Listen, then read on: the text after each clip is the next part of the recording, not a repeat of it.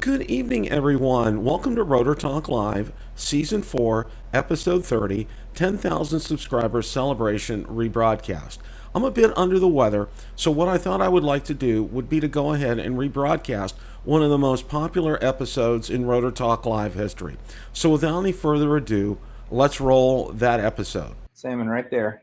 Good evening, everyone. Welcome to Rotor Talk Live, Season 3, Episode 34, Mavic Air 2 updates and 10K subscriber celebration. Want to welcome all my very distinguished guests. I have the cream of the crop as far as drone reviewers are concerned, okay? Billy was unable to make it here, but, I have the number one behind me back here, Valerie, okay?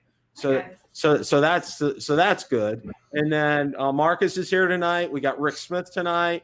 We got Ken, Mr. Original Dobo here tonight. We got Kelly Shores on vacation, dedicated to showing up tonight. And we have Mr. Bill Thomas here tonight. And hopefully we might be joined by Ron and maybe Brian Singleton as well. So, gentlemen, let's take it around the room. How's everybody doing? A little bit of an update. Go for it. Marcus. Doing well, Bill. As you all are fond of saying, it's a great day to fly. I went out yesterday out of the Snake River Canyon and messing around with that Fimi X8 SE.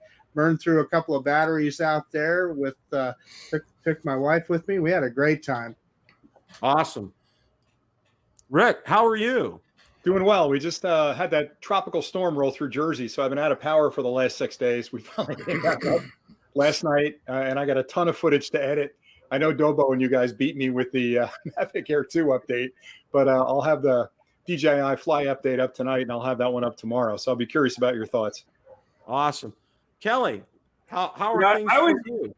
I always wait to go last on those updates, and then I can just, watch you guys' videos, take notes, and regurgitate what you say. So that's my plan. No, so I did something super awesome today. So cool. I flew my first bando. You guys know what a bando is? It's yes. Abandoned building, so I flew an abandoned putt golf course today. Oh, wow. Seriously, it is a putt golf course that has a full-size, a giant replica of a freighter. It has a replica of the Thousand Island Bridge that goes across from the U.S. to Canada. It has a replica of this big tower that's over on the Canadian side. It was awesome, and nobody was there. I plowed through that thing. It was a little windy, and I actually lost signal a couple times. I had to go searching for my drone, but I'm going to make a video about that using the DJI digital FPV system, which if any of you guys have not had a chance to try it, you've got to try it. It's so amazing. Awesome. Mr. Bill Thomas, how are you this evening? I'm doing pretty good. I just want to say congratulations, Bill, on 10,000 subscribers. Good job. Glad that you've gotten there and keep going. And today happens to be my birthday. I turned 55 today. Well, a very happy birthday. So it's kind of the guy you're a speed that's the reason I have this. My wife got this for me. Oh, that's your birthday present. Wow. Yeah, so, you are a very blessed man, I'll tell you that. Yeah, but other than that, just the same stuff. I did update the firmware on my Mavic Air 2, so I'm sure I will jump in with that discussion in a little bit. And as usual, we still do the show on Wednesday nights, Drone Therapy, with the present crew that we've got. This week we're going to do Drone Therapy Recommends. So it's going to be kind of an off-the-wall thing. I'm actually going to recommend food this week. So just to show that we're not just drone heads all the time. Ken, how are you doing, my friend? I'm good. I guess God struck me down for making fun of Kelly's internet. My internet literally went out after I started razzing him about it. Dude, look at my angel glow. You really I know you're messing with my internet, man. That was too weird. I literally made fun of his internet and then bam, my internet went out. So random. Well, tonight I'm gonna start out with this. I want to thank all of you for your mentoring, help, assistance through these past couple of years. You guys have all been awesome. Your advice has always been spot on. And first of all, a huge thank you to all of you. And then to all the subscribers. I mean, you know, and you guys absolutely rock. You know, and that's the reason that you see all of us here. It's the reason we do this. You know, I know Ken's in it for the beer, but you know, and maybe me occasionally, but you know, we're here because and Kelly too. And you know, we're here because we like doing what we're doing, okay? You know, we're getting, probably considering, you know, most of us, you know, it's nothing to write home about the money that we get. I don't do it for the money. I do it because I like flying drones and I like helping you guys out. And your responses back are always fantastic. And I know everyone on this panel feels the same way. So with that said, okay, now we're going to have a giveaway, and I want to get this announced before we go on much further. Now, it's going to be super easy, all right? And I want to give everybody a chance to enter, okay? So that means, you know, people are going to watch the stream after we're done tonight. So in order to do that, I'm going to make it real simple. You can just comment, put a comment in the comments section, okay? And we're going to choose everybody from the comments section. Now, it's even going to be applied to international. I'm going to do that as well. And now here's the list of prizes, okay? And actually, I got them here to show everybody. So is it any comment at all? Any comment at all, okay? All right.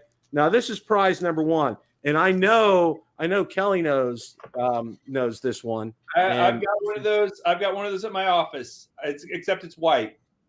He's got the white one, okay? Yep. And I know Ron and Marcus have one of these. Oh, yeah. Okay. So that's actually a funny thing too, Bill. So we have a studio at our office where we shoot a lot of videos. Your mug has been in a lot of like corporate videos over time. It just happened to be the one sitting there and somebody's sipping on it while they're, you know, delivering a speech to their company. So awesome. You can use a lot. Well, we're gonna have there's gonna be 2 of these here. So that's the first prize. Now, if you could reach behind you, give me the T-shirt. Do you want me to model it? And Valerie will model yeah. Okay. The second is going to like a night shirt on her. It looks very big. Yeah, it is very big. Me. So that's going to be number 2.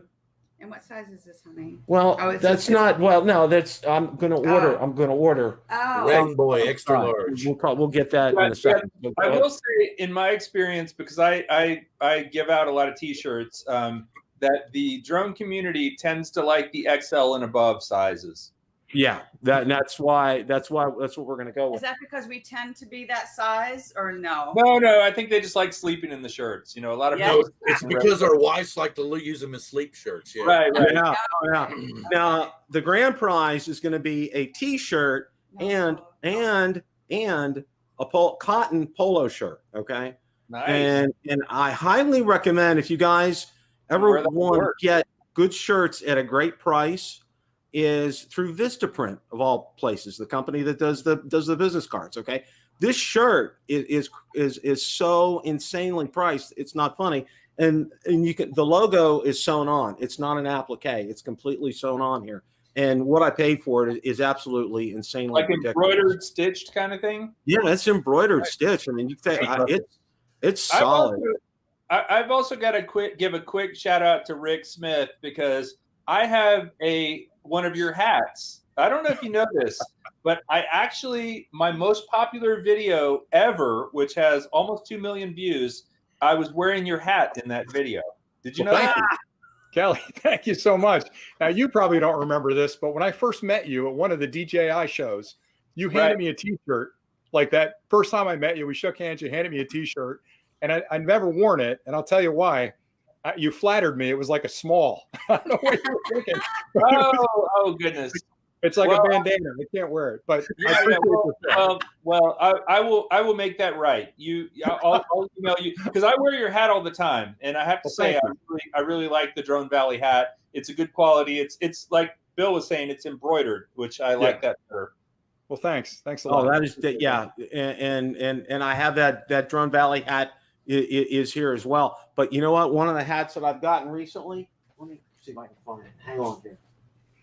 Now, not too many people have one of these. The Idaho quadcopter hat. Okay. Wow. Okay. Nice. From Marcus. All right. This is the real deal. I've been trying to hold out to ask him where I can order one of those T-shirts that he had. He and his wife have been modeling them in his videos. Okay. So it's like Ron and I are kind of like been poking and prodding him. It's like, when can we order one? Okay. So yeah, if you see what happens when you're nice to somebody, you get good stuff. Okay. This is what happens here. So this is reminding me. I grew up in Houston. I don't think any of you grew up in Houston, but there was this jewelry store called IW Marks Jewelry, and the owner was a guy around our age. Let's just say the average of our age, and with about as much hair as most of us here. He would wear the jewelry, and it would be a close up, and then the camera would zoom out, and he would say, "If IW Marks Jewelry can make me look good, it can certainly make you look good." That's how I feel about the gear you guys put out, right? Is if it can make me look good, it'll certainly make you look good. well, it's like That's like a two weird of my turn. more popular videos. I was wearing my Ready Set Drone shirt. Yes, yeah, no, I know. I actually had to look up something on how to bind the DJI FPV system to the GEP RC thing, and I found Joshua Bardwell, and he's wearing a Ready Set Drone shirt, and I was like, yes. Well, I know Ken. I think last week on his show, he was wearing his flight crew shirt. Nice. No, Yeah. Ken represents. I appreciate that.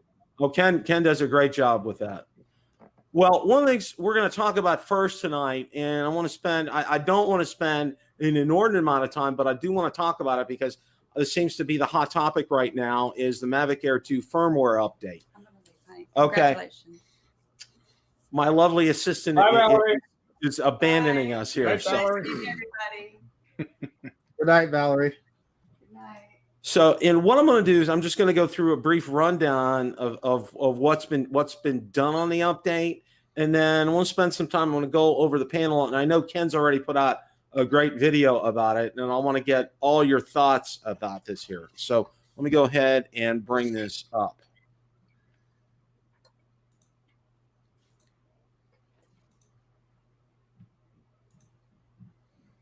Okay. The article's from DroneDJ, and first thing is the firmware version is 01000340, and the DJI Fly app needs to be updated to 116. Now, the changes for this, APAS safety settings for obstacle avoidance, it disables sideways flight, and here's a graphic of that, which is interesting. And now the big thing on this is the camera settings, okay? Now, new zoom control next to the record button right there, and then new zoom options in the video settings. And, it gets into detail what it can do. 4K narrow, 2.7K and 1080p. Shooting in 4K narrow will allow you to zoom in digitally 1x and 2x at 30 frames per second. Shooting at 2.7 will allow you to zoom in up to 2x at 60 frames per second. If you're shooting 1080p, you can zoom up to 4 times at 60 frames per second. That's pretty much the nuts and bolts of this. I wanted to go around the room and get your thoughts on this and see what you guys think. Marcus, go for it. Well, of course, it's exciting, right? I mean, anytime that they add features for us, it'll be interesting. Now, I've messed around with that active track quite a bit, so it's going to be interesting to be able to tell it not to move sideways. That way, you're not going to worry about it going sideways into a tree or something like that. And then that zoom is just going to be phenomenal. I can't wait to mess around with it. I'm charging 3 batteries right now. Hopefully, get out tomorrow and try that out. But as you said earlier, Bill, does that make my Mavic 2 zoom obsolete? Right? And one more thought, DJI, I need you to get that smart controller working with the Fly app so that we can use that with the. Amen. You just robbed me of my. Anyway, so that's my 2 bits. Rick, what are your thoughts? Yeah, I've been playing with it for about a week now, and it's I'll tell you, it's impressive. It really is. And I love the fact that these platforms are extensible, where they release them. It's almost like buying a car and you come out in the driveway the next morning and you get twice the gas mileage, right? Because they've done an update overnight. So I love the fact that they're constantly pushing the envelope. I think, and I'll let the other guys comment on this as well, but I think what drove them to this sort of zoom, which is fantastic, by the way, because it's a digital zoom. And I was talking to him last night, asking him about, there's some magic going on inside that quad with processing, because when you normally digitally zoom, you get tons of pixelization in there. And that 4X at 1080p 60 frames is rock solid. It looks like an optical zoom to me. It is that good. So I asked them, is there kind of artificial intelligence going on? How are you blending those pixels to get that quality of zoom? They wouldn't answer. They were just laughing. But there's some magic in there. But what you've got essentially is a Mavic Air 2 zoom, which is amazing, to be honest with you. The other things that you're going to probably talk about that are impressive, the hyperlapse, the waypoints, the tab list that you can create now for those waypoints and what you can do. They bundled a whole lot of stuff inside there. So I'm very impressed with the update in general. And again, it's free. It wasn't like a $30 upgrade, right? It's just firmware that's pushed to the quad.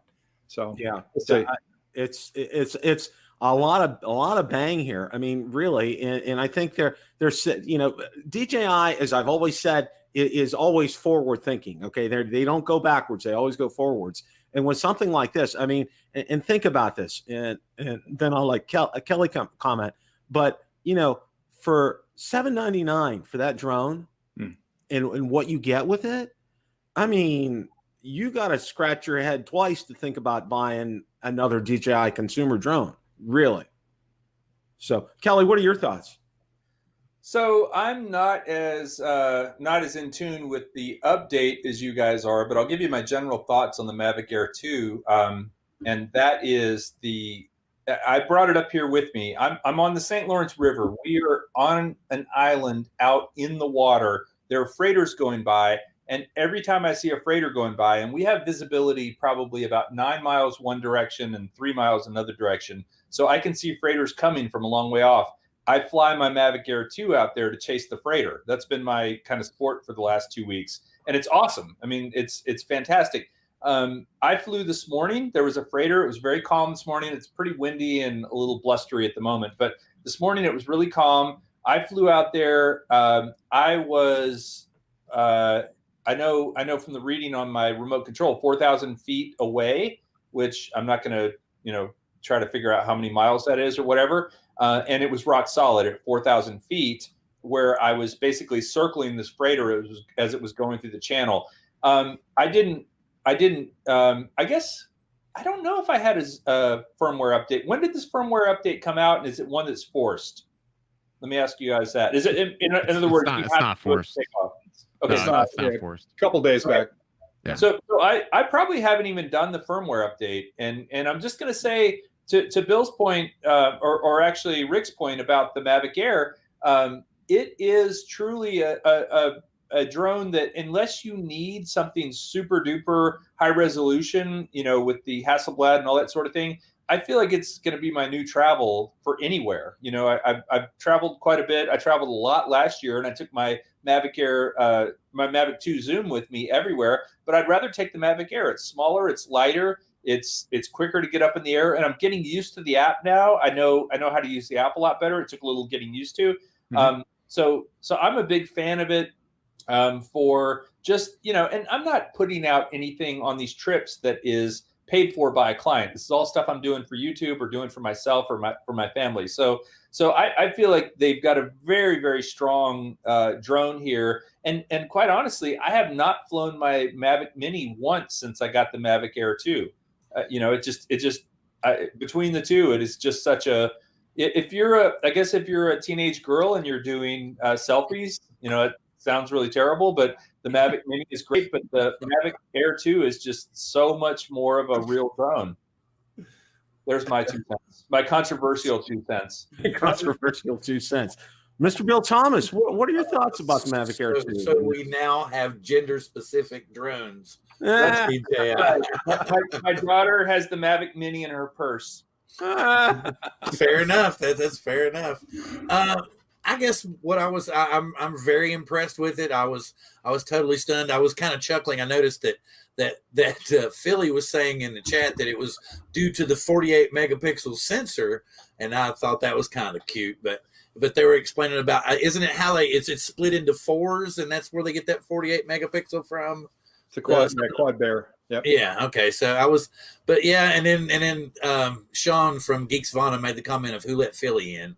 So I wasn't that I was chuckling at you, Kelly. I thought that was cute, and I was laughing at that, and I was like, well, Kelly's talking, and I don't want to seem like I'm chuckling at something Kelly's saying. You can laugh at me all you like. I guess the biggest thing that I'm curious about, are we getting all these, update after update, app update after update? Because we're definitely not going to see the Mavic 3 this year, so they're dumping everything into the Mavic Air 2, and that's what they really want to push to get everybody to buy from now till, the beginning of the year. Well, it could be, Bill. That's a good point because with the pandemic and everything, I don't want to say people's spending habits have changed, but a lot of people are out of work right now. A lot of people can't afford to have disposable income to be able to buy a drone. But be that as it may, DJI is out to make money, and if they do it through this marketing, if this is a marketing thing with them, I think I think it's great. I mean, I really do. Ken, what are your thoughts? I mean, you've had it out. You put out a great video from it yesterday. What do you think? I mean, there's a lot of value in the drone. I mean, I've destroyed 3 of them now, so I mean, there's a lot of value in it. I do like the fact that they let you turn off the ability to hit the sticks left to right, because in talking to DJI, they claim that I smacked into a building when I wrecked it this most recent time, which it could be. I mean, I didn't see the building, but neither did the drone. But I digress. So I like that. That's good for new pilots. I mean, there is a lot of value in this drone. And there's also, I think the biggest thing you got to remember with something like this is there's probably a lot of margin. I see what the margins are being a reseller of them. So I know how much we make on them.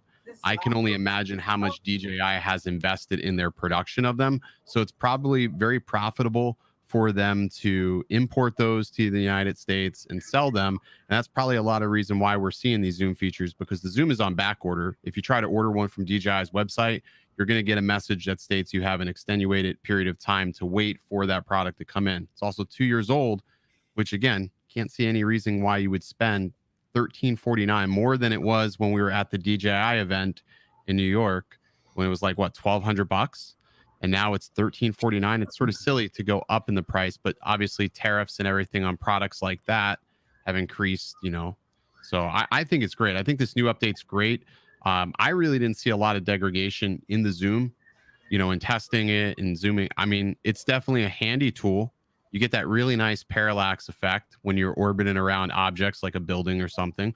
So I think for a lot of people, it's going to be more than enough. But end of the day, we're all critical assholes of footage anyways. So we're going to complain about something anyways. So hey, Bill, it is what it is. Let me pose a question to the panel real quick, because Dobo made me think of something. There's 2 things. The first one has to do with the Mavic 3. My suspicion is we're not going to see that anytime soon. And I think you're right with that. And I think the reasons for that, maybe you guys disagree, but I think politically right now, the climate is really hot. And DJI doesn't want to make a big splash about importing new drones and all promotions around that until maybe something changes. Who knows? But I think they're kind of waiting it out. Plus, why would you kill a product like this Mavic Air 2, which has got, from my perspective, I put a clip out, said, could this be the perfect drone? It really has everything in it. So the question I'm getting to, long-winded, is what would the Mavic 3 have to have for any of you guys to want to upgrade? What feature are we missing now that they could build into that would drive you to spend $1,000+ on a new drone? Happy ending, maybe. Air to like the drone guys. I'd buy that in a heartbeat. Full head of hair. All right, I'm in. I don't know. It would have to. You would have to cram. For me, the Mavic 3 has to be more compact, and it has to have batteries that don't freaking expand. I'm tired of buying batteries. I know some of you guys haven't had problems with batteries. Maybe I'm battery challenged or something.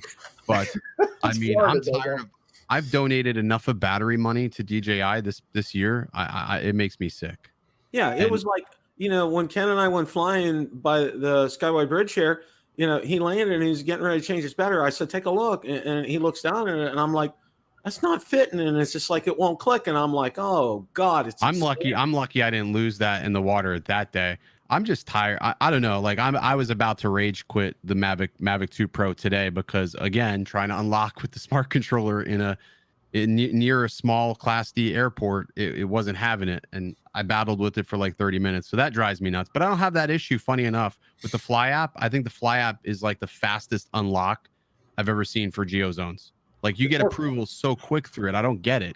I think it's more forgiving too, Dobo. I think it's more forgiving than it is. I go for as far as the zones. The 4 is insane.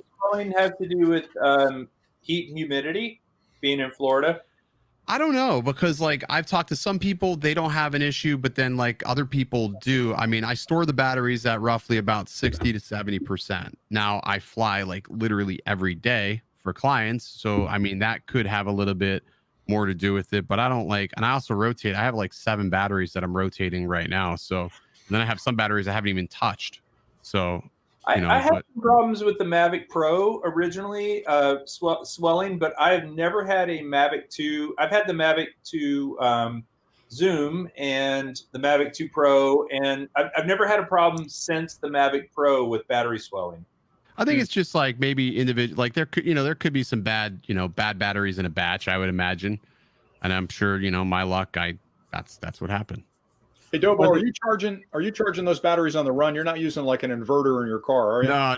I don't charge them in the car. It's funny you mentioned that, Rick. I've actually lately, I've just been when I'm shooting, and then like if I have to take my bag off, and I don't bring any gear into customers' houses anymore, I actually leave my car running with the AC on, just so it's not like sweltering hot when I put gear in there. Because there's other batteries like camera batteries. I've had a couple of camera batteries split from the heat. I mean, yesterday heat index was 105, so. Yeah, I was just going to say a lot of those inverters, some of them I should say, don't have a pure sine wave, and that'll drive some of the charging circuits nuts. So you can cause damage to them that way. But you seem to go through a lot of batteries, man. I think it's the Florida thing. I'm with Kelly. It very well could be. I'm not entirely ruling that out, but I've also had people like in New York. I mean, one guy lost his quad in the Hudson, just completely lost voltage and went down. So I mean, they're definitely. They gotta like sort of think about what they're doing with the battery tech. It's got to get better. That's what I want to see. So back to the question, not to hog the conversation, but any other suggestions for the 3? I've got one that would make me jump. But go ahead. Let me see what you guys come up with. Well, before that, I want to welcome Mr. Ron Brown. Thank you for joining our esteemed panel tonight. Ron, you got my note about the dress code tonight too. So nice. Yeah, I work well together on these things. So thanks for the warm welcome, gentlemen. Sorry I'm late tonight, and I want to give I want to congratulate Bill on his 10,000 subscribers, and I also want to congratulate Bill Thomas on his 39th birthday today. Thank you. Rick, I was going to answer your question here. For me, for the Mavic 3, it's gonna have to have a camera the size of a Mavic 2 Pro that'll rival the camera in the Phantom 4 Pro V2.0. That's the kind of thing I'm going to say game changer. Because you want a mechanical shutter? Is that game changer too? Yeah, I really think that makes a difference. Oh, it does. I want to see one that shoots to see fast. Like 86 SD cards, 8060 little SD cards all together. I'm tired of losing them. We can dream. Dude, I've ejected more SD cards this past month than you can shake a stick out of the Mavic Air 2. It's almost comical. It's always in tall grass, right? Right, yeah, and I'm sitting there searching around like an idiot. Right. Any other suggestions? Magnet to pick it up. So go ahead, Marcus. I'm going to say automation like by Skydio too. If the Mavic 3 can sell my Skydio 2, right? Have that kind of automation, then that'd be a winner. Well, I heard a jab at Sky, or what I thought was a jab at Skydio earlier. Somebody mentioned about a $30 add-on package that we're going to probably get in a couple of months from Skydio, I guess. about getting the extra. Yeah, don't get me started on those guys. I'm very frustrated with them right now for a lot of reasons. I also, I'll get it out. Let me air it now. I'm very frustrated that they put packages together a year after they started selling the drone. How many of us bought the drone, bought extra batteries, bought the controllers, and now all of a sudden there's a package out there, right? Yeah. I'm not cheapskate, and I know things change and sales come up all the time, but if you're going to do that, at least look back on your customer base and say, hey, we noticed you spent almost $2,000 with us. We got a discount for you if you need more batteries or whatever. You know, my thing is they don't really even reach out to creators at all or anything like that. No. I guess they don't need to, but they don't have any sort of, you know, I mean, they're really good about coming out to the community and stuff and all that, you know, wonderful stuff, but they don't reach out. They don't like give us any sort of heads up on these updates. They're very closed. But yeah, they don't even list them. Like what I like about DJI is you can go to the release notes and see exactly what was changed in each of the updates. Yeah. With Skydio, it's just an update that shows up, and then you have to figure out what's changed in it. Now I'm beating on them, but I think they're brilliant as a company. I love them as a company, but I'm frustrated with their consumer facing side. I think it's because like Adam said, they're a software company first and then a hardware company second. They just don't have that mentality. Like a typical brick and mortar, you know, hardware like DJI, they sell hardware, right?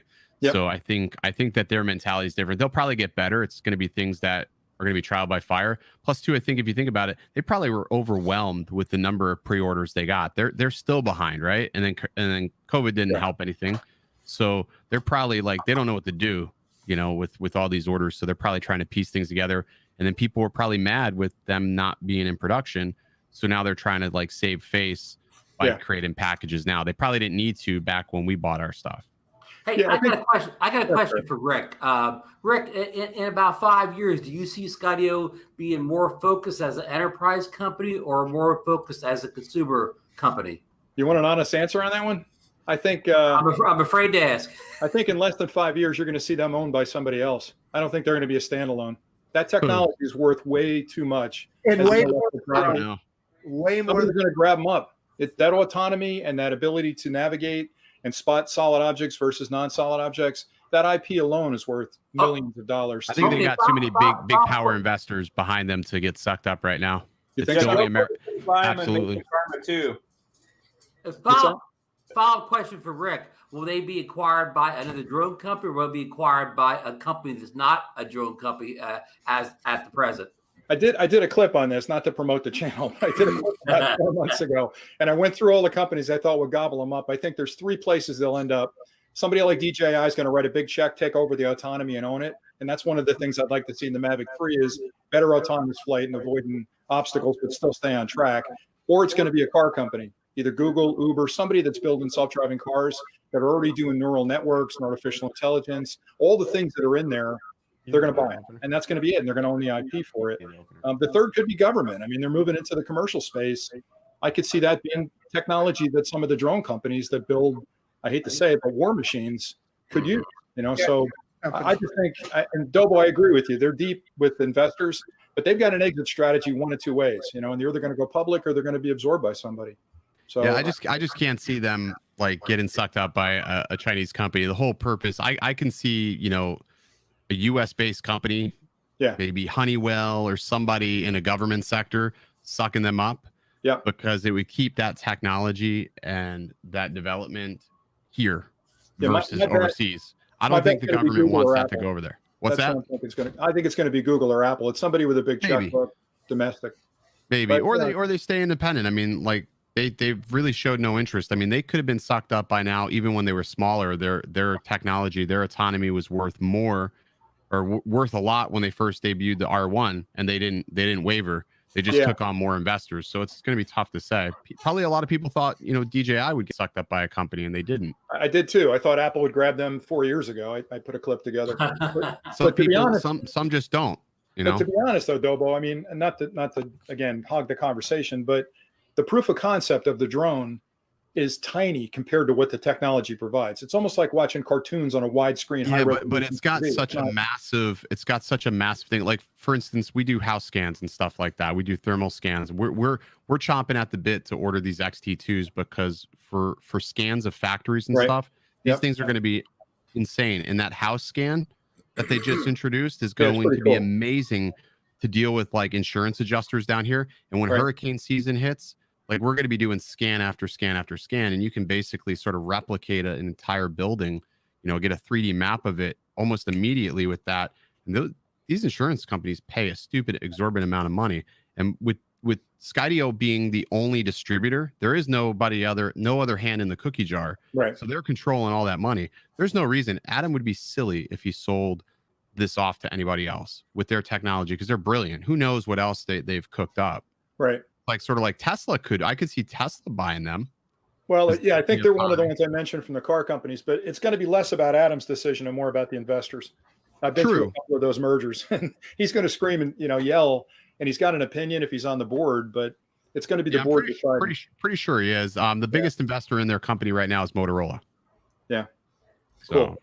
I personally, from my point of view, I would like to see something else involving Hasselblad, some kind of platform that would bring that back. Because I think the name recognition alone, especially for us old fogies, is enough to go, oh, Hasselblad.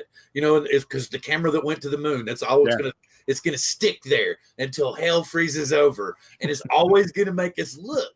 And if it's something interesting, maybe even some kind of interchangeable lens platform on a small variety that would keep us stuck to DJI proprietary, just like always, I think would drag people in. That's my 2 cents. Well, I think Dobo's going to like this comment, but I think what Autel got right, there's a few things they got right on the new Evo 2.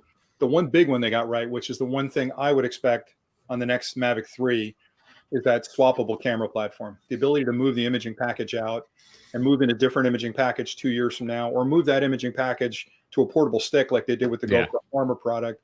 That to me would make me jump, because now I've got, again, an extensible platform that I can start off with a frame and then upgrade it as time goes on, right? Because that imaging package is going to change. Well, yeah, they need to fix the color science on that. Yeah, I want to comment on that, because I want to say, for me, I've got a couple of experiences with that. Number one was the Karma and the Karma Grip. I love the Karma Grip with the GoPro Hero 7, I think, or the Hero 5, whatever it used at the time.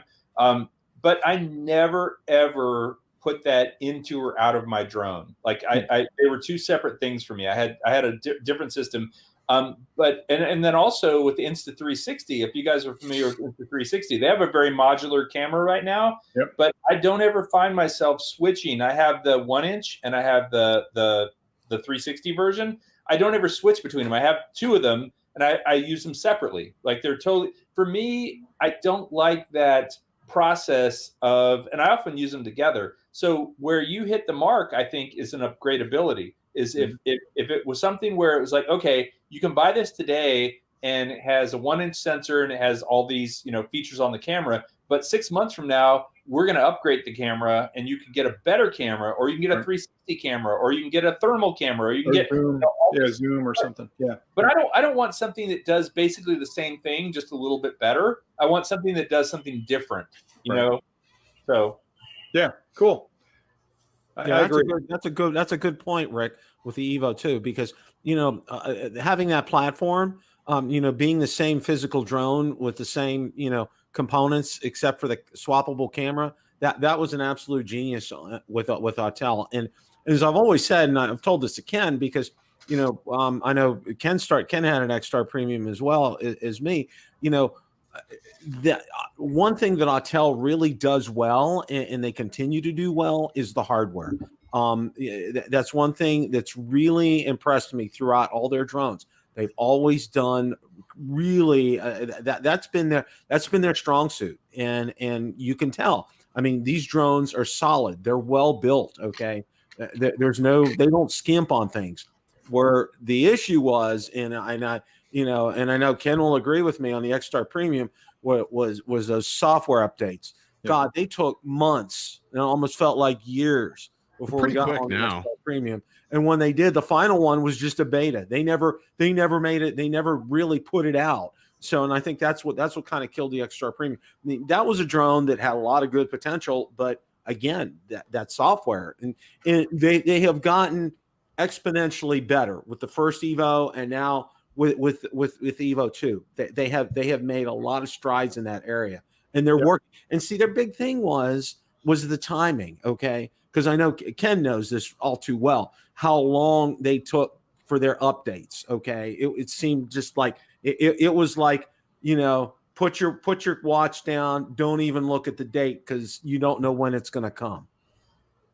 Yeah, I think with DJI, going back to them with the extensible platform, I think they're kind of in that wheelhouse, right? Because they already make stabilized gimbals. They've got imaging experience. They've got, and I like Kelly's approach of maybe I'm not going to put 5 different cameras on that drone, but if I buy it today with a 1/2-inch sensor, 48 megapixel with the quad there, and down the road they come out with a 1-inch, and I think, you know what, I'm really enjoying this hobby, and I'm going to start doing commercial like Dobo and myself and the rest of you.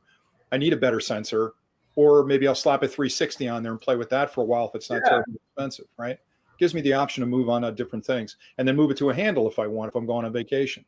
Maybe I can't fly the drone and I want to walk around and use it as What do stable. you guys think about the rumors of a racing drone, of a FPV drone? Is that if it looks like what they're going to do, they need to quit while they're ahead. They need to just stop while they're ahead. I can't believe they haven't done it, Kelly. I mean, they make everything already there, right? The problem is they're going to monopolize it. Everything needs to be modular. It needs to be 100% modular for everything. I don't think they should put together a complete package. They should just make it modular. Make it like a modular frame, I think, or at the very least a stack, like an ESC, like a good stack, a top of the line stack where you can put it into other frames, other chassis. I think that would be a good idea. All right, So quick question for you. There. I think they make good, like if they made a good stack, because there's a lot of garbage out on the market right now. But if they made a good stack, I would be happy with just that versus actual complete frame.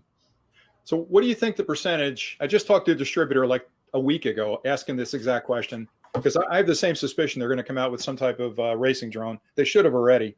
What do you think the percentage of kits versus ready to fly FPV is comparatively? Like people that buy the kit and build it, or build it out of various components, versus just give me one that works.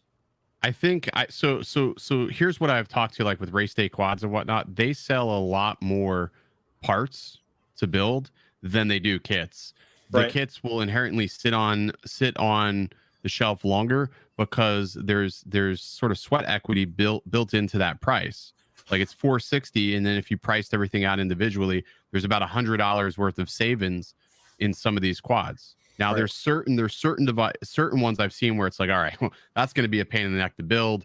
It's just better off paying for a pre-built than it is, a kit or whatever. So it'll have to see. It's got to be competitive. I don't doubt that. I don't doubt for a second that building it gives you the ultimate customization, right? So you can make it anything you want, the right ESC, the right motors, the right controller. But when you first started flying FPV, I know what I did. I didn't start with a kit. I started with a ready to fly. What was your first FPV? I literally called up one of my buddies and I was like, let's build one. Okay. Yeah. That's I knew I was going to break. I knew I was going to break a lot of stuff. I already it's just I could come up with one that was more almost like building blocks, almost like a Lego kit where you don't have to know how to solder, everything's pluggable. For me that would be something where, okay, I broke an arm, I broke a motor, I broke props, whatever. And I don't have to solder it. And it's also built in such a way, you were talking about the stack a minute ago, Dobo, but the stack is what's generally a pain in the ass if you have to fix something. If you have 70 parts off in order to fix one little thing, if DJI could come up with something where you break something and it's literally, you don't have to take anything else apart, you just plug a new piece in, that would be, I would love that. Thing. Like when you smash into something, like I smashed into something yesterday at 45 miles an hour. You get a lot of stuff, though. You break stuff. You really need glasses, pal. You better. It's not broken. It's like, there's barely any damage. So like those carbon fiber frames, I mean, the new carbon fiber that they're putting into these are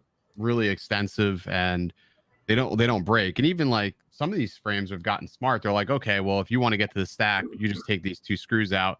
Like T-Motor's done a great job of that. You can get right there. But the problem comes into where you have these plug-and-play stacks that a lot of these companies are starting to produce, where you plug the motors in, you plug everything in. There's no soldering in a lot of this stuff. Right. The problem with that is one good hard hit and something's jostled loose, and that is even harder to fix than if you would just learn how to solder to begin with. Plus, you have direct connections. I'm not saying I certainly admire and respect people who build and repair their own drones. Like can do the soldering and can do the software and all that stuff. But I think for a lot of us, if it was a little bit easier, it would be a much more approachable hobby, right? For me, I love flying FPV, but I don't like the idea of having to spend a whole day repairing a drone that I crashed. I think Kelly hit the nail on the head, because if it's modular and it's like plug and play kind of a thing, more people would get into it, because I think a lot of people are afraid, though, that they're going to try to lock down the environment. And the beautiful thing about FPV is, you want to fly, you can fly. Well, it's kind of like owning an iPhone versus Android, right? I mean, an iPhone is Apple's a more locked down ecosystem. If you like what they do and you're willing to put up with the limitations of it, great. If you want more freedom, but a bit more work, then you buy an Android. I mean, that's how I see it.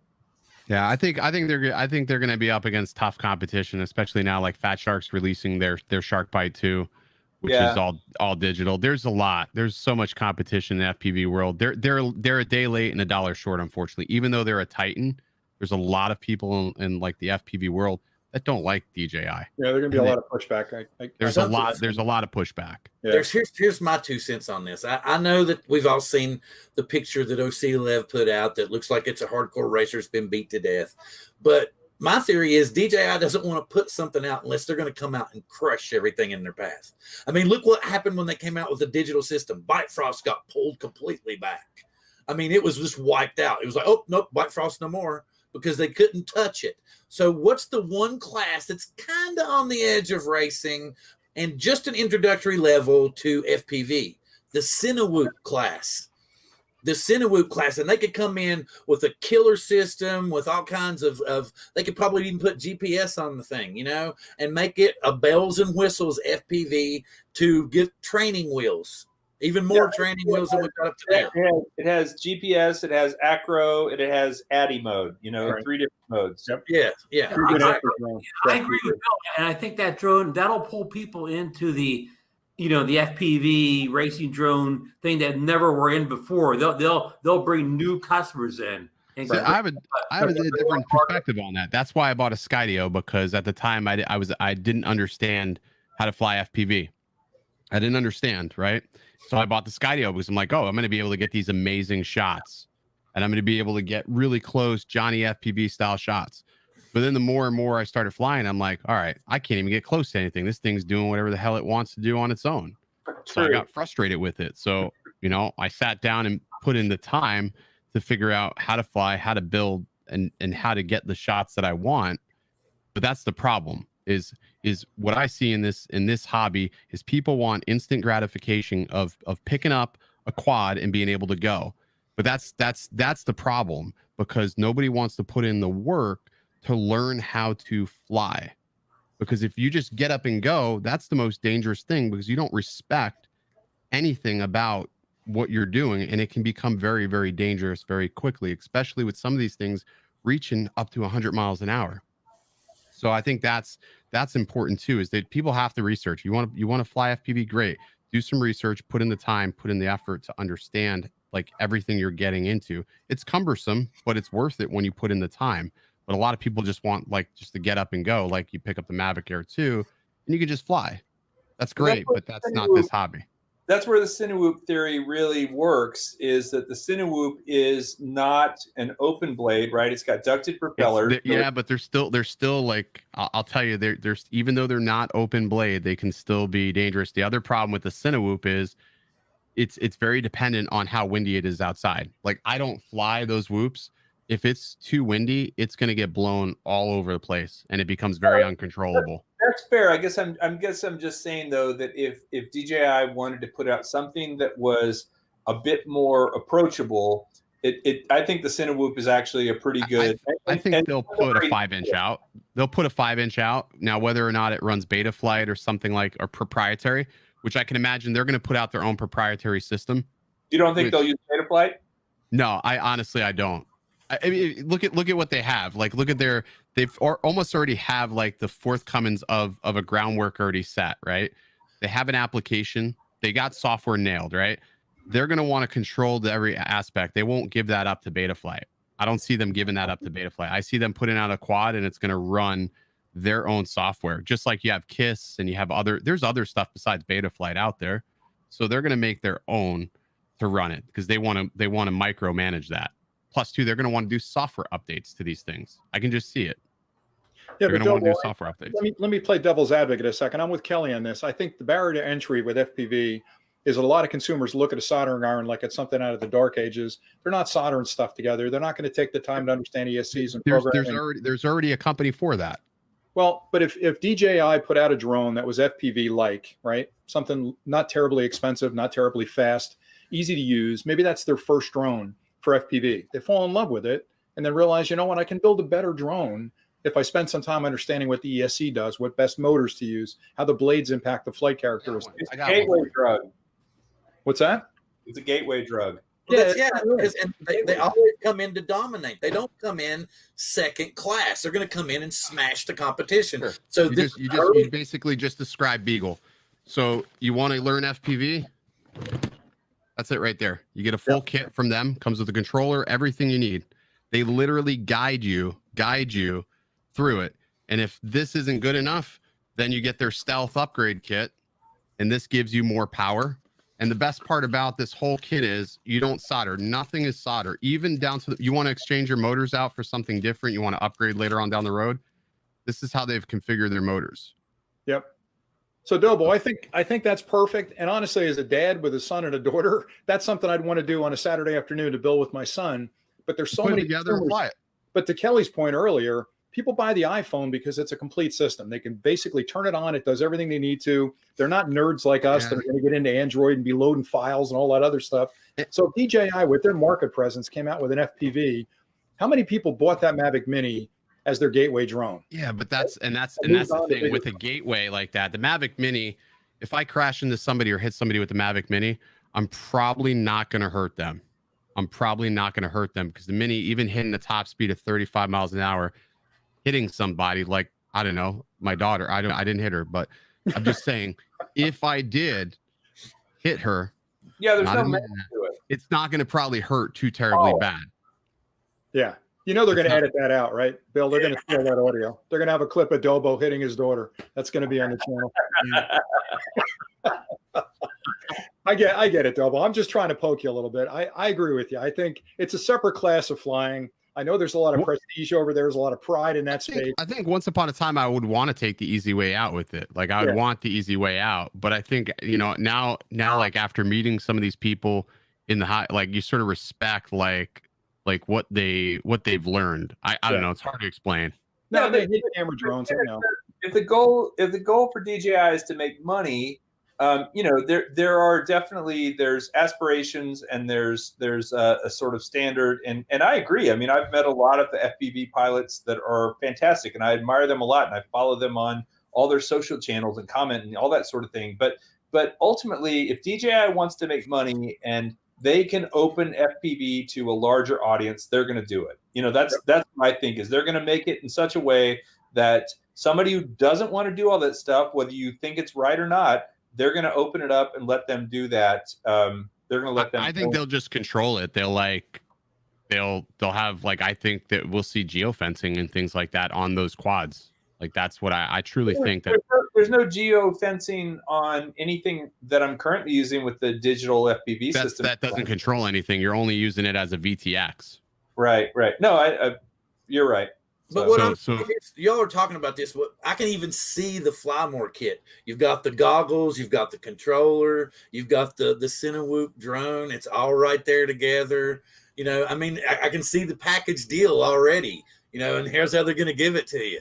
And I agree with Bill. And okay, this is a question for the panel. If this DJI Cinewhoop FPV drone does come out in the fall, will this be a success for DJI or will it be another RoboMaster?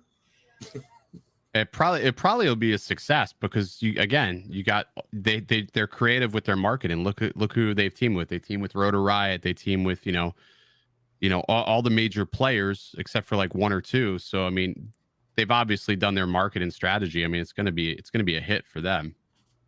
You think we'll see iJustine flying an FPV? God, I hope not.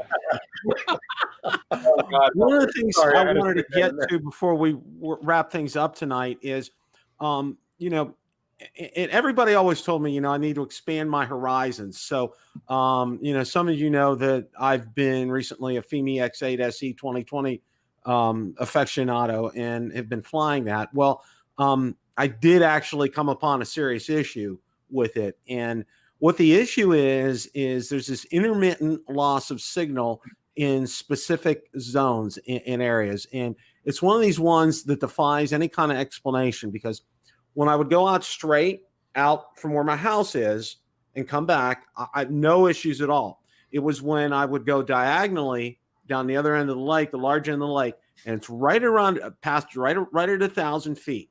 I get a return to home will pop up on the screen. Then it will absolutely go blank. Okay. I don't have anything on there. Then the next thing I know, you know, the drone's turned around and I'm on my way back home. I contacted Fimi support today and they had me email them that, listen to this, this kind of threw me for a loop for a minute, but then I figured out why. They wanted to see the bottom screws on the drone to make sure that I didn't tamper with it. Really? Yeah, which I thought was real interesting. They wanted the build date on it, which was built in May. They wanted 6-sided pictures of it, and then it's called the help me out here, Marcus. The black box file. Yes, the files, which are there, which you know, it's the logs from the drone. So I sent all that information off to them. Actually, Fimi's kind of impressed me as far as another drone company is concerned, because they've actually been responsive. Because I know in my dealings with Hubsan, it was like, and Ron and Marcus will testify this, it's like, and probably Bill too, it's like pulling teeth, okay, to get a response back from them. They just don't, you know, it's just, you could take days to wait to get an email back. So, you know, this is kind of in play right now. And one of the things that I've heard on my Facebook group is, a lot of the guys were telling me a gentleman had the same exact thing happen to him. He sent the drone back. They sent him one that was made in July. He doesn't have that problem anymore. So, and then the other one was they had an update to add GLONASS onto the firmware. And some of them have said, yes, that solved the problem as well. So, you know, that's one of these things. Stay tuned, you know, but to a gentleman's point in the comments section, and I thought this was really good, and I covered this in my review on the drone as well. You know, for a $400 drone, the quality of the image that you get from this, and I know Ron and Marcus would agree with me, that's, you know, it's not as good as DJI, but it really rivals it. I mean, it's sharp, it's crisp, it's clear, the colors are pretty vivid on it, and for $400, you know, it's good. It's one of those things. Ron, Marcus, what are your thoughts? Well, Bill, I haven't had, you know, I've got both the 2018 version and the 2020 version, and I haven't had any of those connection issues that you're talking about. But I will say this, while the camera is very good for that price range, in my mind, it doesn't even come close to what DJI drones do. It looks okay. It looks good for that price range of a drone. But yeah, I would say it's good. Where it comes close to DJI, I would say, is in that category of drones, it has the best flight controls. When I fly it, it in many ways reminds me of a DJI product. Ron, how about your thoughts? With my limited time with the Fimi X8, I did not have any strange connection issues with it. So I can't really comment much, except I haven't seen it. And for the if it's sold for $399 at that price point, it makes a good entry level drone for somebody who either has no drone or they have like a under $100 toy drone at this point. You know, it flies well, the camera is acceptable for the price range. It's a good value. Yeah, that's the one thing that I've told, because I've had a lot of people actually ask me, you know, should I get this or should I get a Mavic Mini? And, you know, I said, you're getting DJI quality whenever you get a DJI drone. I said, but understand what you're getting with each drone before you make that decision. And I told them this. I said, the Fimi will be able to withstand some wind. I said, you get any substantial wind with the Mini, it's lights out. It's not going to play nice. And you can run into horror stories. Like I know, Marcus had to land his early because of headwind and tailwind and all that, having an issue with that. I mean, it's like you got to, yeah. So, that's where that is. Hey, Bill, only one last comment on that. If you're an amateur photographer, more than you're a drone flyer, and you really want to take some nice photos or whatever, you probably should go right to the Mavic Air 2. The camera on either the Fimi or the Mavic Mini, it just doesn't quite cut it for still images or whatever. You really should just save your extra money up and get the Mavic Air 2 if photography is your number one goal with these drones. Absolutely. And I get a lot of questions each week, and one of the questions I've gotten was, should I get the Fimi X8 SE 2020 or the Mavic Air 2? And I'll say this, the first question I ask, what are you going to use the drone for? Okay. Are you going to use it as a hobbyist, or are you going to be semi-professional, professional with it? How are you going to use that? And depending upon how they answer is what I go by. And, and I always ask, what's your budget? I mean, because I'll tell you what, to spend that extra $400, you're getting an almost like $1,500 drone from DJI, which, I mean, we all know, that thing has, it's just insane what DJI has done with that drone. I mean, that's bottom line for me. So Bill, I actually heard that China is spying on the United States through the Fimi product. Is that true? Could be. I wouldn't doubt it, Rick, because they're talking about in one of the updates adding geofencing to it now. I'm just poking you. I'm just having everybody's all up in arms now because one of the latest things is they're talking about geofencing, and the Fimi doesn't have it. Okay. Yeah. But a lot of people, they're talking about it and they're just going nuts right now. And I'm like, guys, hey, Bill, to your point, the best value in drones today is the Mavic Air 2, period, end of report. Now, it's not the cheapest by far, but I don't know how you could make an argument that any other drone is a better value than the Mavic Air 2. I agree. I totally agree. Yep. Absolutely. Especially with the latest round of updates. Yep. Well, yeah. One of the things that I wanted to do before we wrap things up here is I wanted to share a couple of things here. If I got this, okay. Now, this couple was married on this day in August of 1954. Those are my parents. Today would have been their 66th wedding anniversary. So happy wedding anniversary to them in heaven. And I have to say this, I was very blessed to have them as parents. They were great. Just can't say enough about them. Now, one of the other things that I wanted to close with is this, and I have to find it here. So hang on just a second. Okay. Life is short. Life is precious. Many of you may have seen this who follow me on Facebook.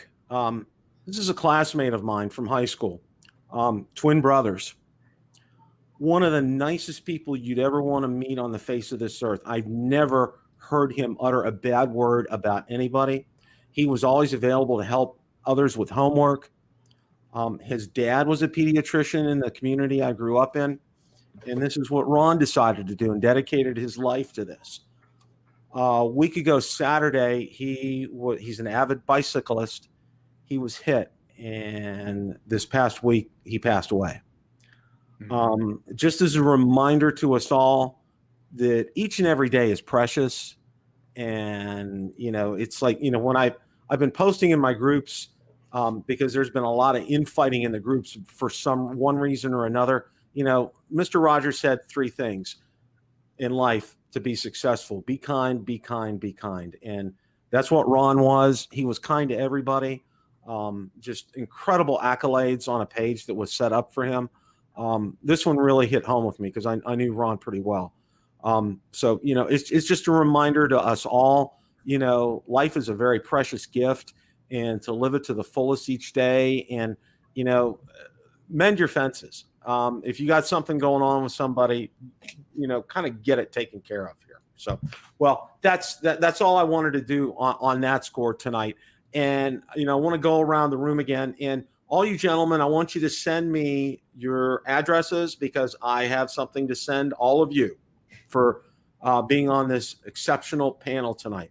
Marcus, closing thoughts, and then we'll take it around the room here. One big, huge closing thought, Bill. Congratulations, my friend, on 10,000 subs. That's a lot of work. All of us in here know how much work it takes to do that. And yeah, congratulations, my friend. Thank you. Rick. Yep, Bill, congratulations. I should have said that at the top of the hour, but it is a big deal. And I know 1,000's tough. 10,000 is a little easier. And past 10,000 is going to be even easier for you if you just keep putting out the great content you're creating. And the last thing I'll say is try and get 2 more guys the next time you cross 20,000, because we're almost at the Brady Bunch, Rick, here at this point. Pretty cool. And I think that makes Dobo Cindy, I think. I don't know. Rick's really starting shit tonight. Has he drunk a beer with you on the show yet? Who, Rick? He had wine. He had Pinot Grigio. I had 3 glasses of wine. Yeah, I was pretty loose. You watch Housewives of New York? Never mind. Sorry, nobody's went the rounds that Kelly's went, though. Kelly, you have any final thoughts?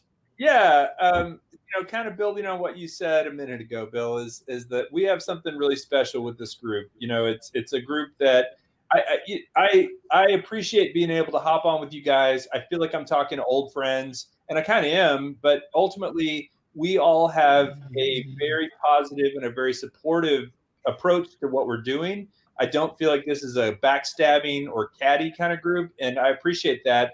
And I think someday, you know, I've often thought about this, is like, will I stop doing YouTube at some point? Yeah, probably at some point.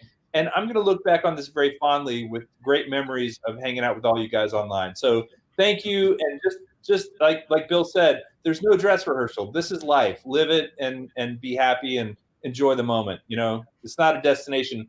It's a journey. Absolutely. Mr. Thomas. Mine was more comical because Kelly gave me this flash, being like 93 years old, hollering to the wife, "Honey, where are my teeth? I'm going live in 5." Right. so I can see us doing that like when we're 96, 97, except with like a little, you know, heads up mode or something. Are those? And I'm very grateful for you having me on tonight, Bill. I had a good time, and congratulations again on your 10,000 subscribers. Thank you, Bill. Appreciate that. Ken. Yes. Any closing thoughts? Oh yeah.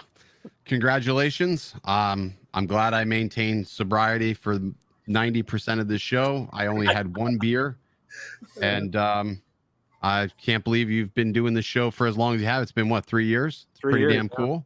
Yeah. And I'm thankful at the fact that you've never let any negativity stop you from creating and getting on here every single day, doing what you do, because I think that it's hard to put yourself out there in front of everybody and just make these videos. And I think a lot of people discount that when you're creating content, because it's not easy to put on a camera, get in front of it, and let the world chew you apart. So just keep being you, Bill, and that's the best you can do some days. Well, you know, I got to thank you because you've been instrumental in your invaluable assistance, and I greatly, and for each of you as well. Ron, any closing thoughts? Bill, maybe a little favor for the chat room here. You have your logo right over your eyes. We cannot see your eyes. Yeah, I know. I gotta and let people see your smile. Yeah, okay, there you go. He's been the lone stranger. You can actually see Bill's face now. He's tonight. But yeah, I said it once, but I'll say it again. Congrats for 10,000. I know you put in a lot of hard work. I've been, with you for most of that 3 years, either in the chat or on screen. So I'm honored to be, a part of, what you've done. And I was honored to be part of, when you and I and Bill Thomas, did almost a year of great shows. That was a great experience also. And all these gentlemen here, Marcus, who I do a show with, is, he's such a good, a co-host and friend. And Rick Smith, who's helped me answer a lot of questions, always been supportive of me, sends me, I don't have your cup here, but I just use your coffee mug this morning, it's great. And Kelly, who I met at Spin Up, who's again, always been, helpful and, inspires me to do better things and be more like him. And maybe Kelly, maybe when YouTube disappears, maybe MySpace will come back and we'll hop on that. And maybe I still have it. No, I saved it. Oh, okay. So MySpace is going to buy Skydio. That's awesome. I love that. So, and Ken also, Ken's also been a big inspiration to me. I've loved the work he's done. I mean, he kind of does it like nobody else does out there, and I really appreciate that. And so I want to thank the whole panel, and thanks for being on here. I'm going to quit talking because I'm going on too long. I'm like at the Academy Awards here. Good night, everyone. The chat. Thanks for joining the conference. Thank you so much, Ron. Well, my closing thoughts for each and every one of you. Want to thank Ron and Marcus. You guys have been instrumental in helping me. Appreciate all your invaluable assistance and being on the show at times. And for your show, you guys do yeoman's work with the middle level segment of drones. You really cover drones, the affordable drones, and you do fantastic work. You guys take deep dives into these things. You don't leave any stone unturned. You let and you know what? And like Ken said, you let them see your blemishes. And I know that's one thing I like about Marcus. He puts everything in there, and it makes it real. It makes it authentic. Rick, your knowledge is just incredible, and your enthusiasm. But even with your knowledge, and I think what's even greater is your enthusiasm. You're like a 13-year-old on Christmas morning, in your videos. And that's what I love about you. You never lose that enthusiasm, no matter what. And that is, I think, what makes you so successful on top of your technical abilities. Kelly, your passion for this is just unparalleled. You have always taken a deep dive into things, and your emotional level, you're always even keel all the time. Even when, things aren't going well, you're even keel. And you deliver quality content day in and day out. And that's why you've been rewarded with as many people that subscribe to your channel as they do. And Bill, you have been so dedicated to this hobby, and, your show is just absolutely fantastic. Anybody that needs to find out and learn about drones needs to watch Coast to Coast Drones, Drone Therapy. Bill puts on a great show each and every week. Ron's on there, so it's absolutely good. Okay. And his other panelists that he has on there as well too. They do an exceptional job. Can't say enough about him. He absolutely nails it on his videos. And you get what you see with Ken. Okay. He doesn't sugarcoat things. He hits you square on. He's going to tell you the good, bad, and the ugly about this product, whether it's a drone, a camera, lens, accessory, whatever. And he does that. He has a great show on Wednesday nights at 9:00. Definitely need to check him out as well. And Ron, you've been kind of hanging around me since the beginning, and you saw one of my most unique moments ever in live when police officers were walking behind the screen with me when I got swatted that time. So that was a night to remember for sure. And thank God that was a one and done. So we're definitely not going to repeat that. So all in all, thank you guys so much. And a reminder to everybody, make sure you comment, and we're going to pick, Valerie and I are going to pick the winners. I'm going to do a random thing generator that picks them in the comments. So, and you will have 48 hours to get back to me. Email me your name and address, and I will get you your giveaway gift. So with all that being said, thank you guys so much. Thank the panel so much. And I hope everybody has a great rest of your evening. And as always, it's a great day to fly.